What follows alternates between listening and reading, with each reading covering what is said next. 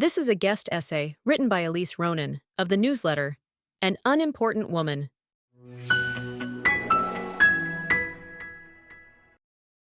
Synonyms for the word chutzpah abound in language. The list is long. You would think that a word that derived from the shtetl of the Pale of Settlement would not actually have such a robust and all-encompassing meaning. After all, the legacy of the ghetto is not one of power, but of survival. Yet, that may actually be its magic. Chutzpah is not about a sassy, foul-mouthed, in-your-face, take-no-prisoners persona. It is about the survivors, those who refuse to be written off by history, those who basically refuse to die simply because the world decided they should. So these survivors, these in-your-face, we aren't going anywhere people, came up with a word that described how they felt about their own existence. And, in all honesty, they wanted to give themselves kudos for remembering who they were and where they came from. They wanted to acknowledge the eons-old legacy of a people who simply decided that we are who we are. Basically, chutzpah is the Jewish people's way of giving the entire world the middle finger. Or more specifically, Babylon, Persia, ancient Greece, ancient Rome, Holy Roman Empire, Catholic Church, Byzantium, Islamic empires, Nazis, Soviets, Arab bloc, Islamists, Unicause loons, and the Iranian mullahs. So, that is what chutzpah means. It is the word of a people who are not afraid to tell everyone to back off. And if you do not back off, we will back you off. Sometimes, unfortunately, it is not easy. There are times, like now, that it comes at a great cost.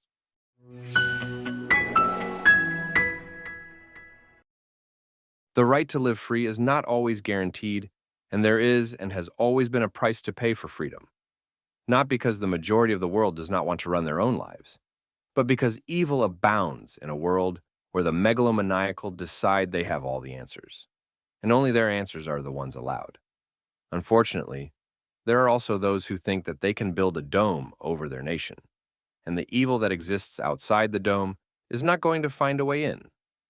That somehow, their way of life will be unaffected by the mendacious creeping of fascist entitlement.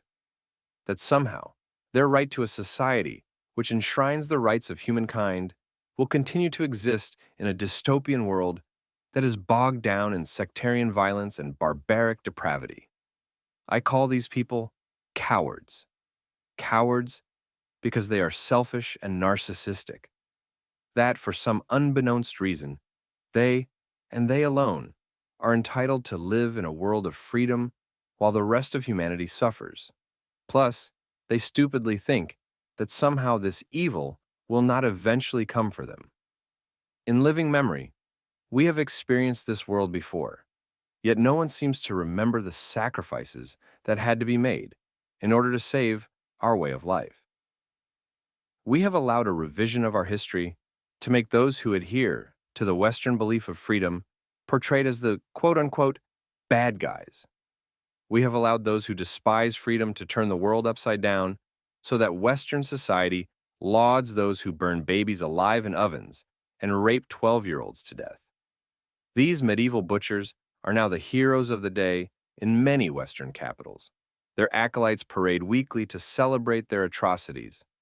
They wrap themselves in the flags and accoutrements of mass murderers, wearing these symbols as if they were awarded accolades from the highest pillars of humanity. You could say that it is all about anti-Semitism. For a part of this, you would be correct. How easy it was for the world to fall back into Middle Ages myth and mindset. It is beyond the pale how. Within the blink of an eye, the West threw out the Age of Enlightenment and instead decided to embrace medieval blood libels. But it is not all about the Jews, for how do you explain the move to abandon Ukraine to the totalitarian forces of Putin's Russia?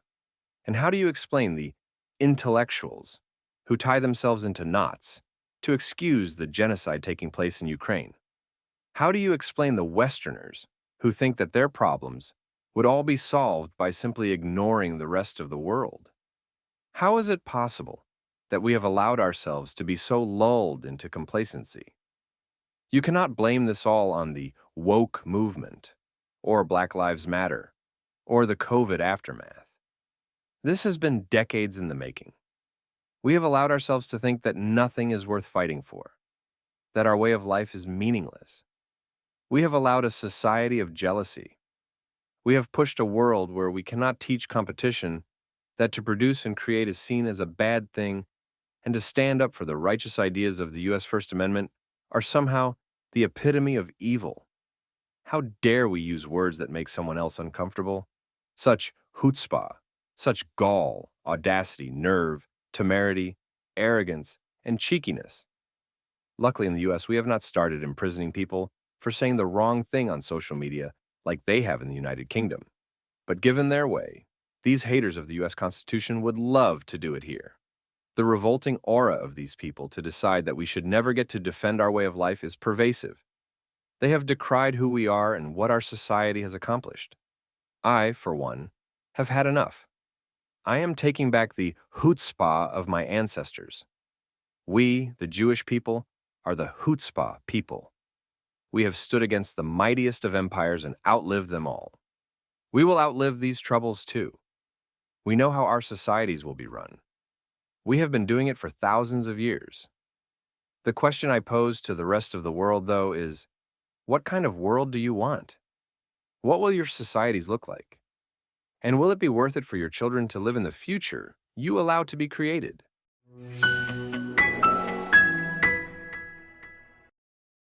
I watched this series called Lioness. It is a good old-fashioned kick-ass show on American television. In the opening episode of the just-released second season, the daughter asked her mom, a CIA agent, why she does what she does. Her reply, and I paraphrase with all due respect to the writers: "My grandfather told his father that he fought in World War II because, as an immigrant, he had just learned English and was not interested in learning German or Japanese. I do what I do so you do not have to learn Russian or Chinese." Then, in another scene, this same CIA agent, while recruiting someone for a mission, asked a serving Army officer, "Do you love your country?" The Army officer replied, "I am already serving my country." The CIA officer responded, "Your country needs more. So I ask you this: do you love your children? Do you love your country?" If your response is, "Of course," then, in today's world, both need more of you. Your country and your children need your chutzpah, without fear or favor.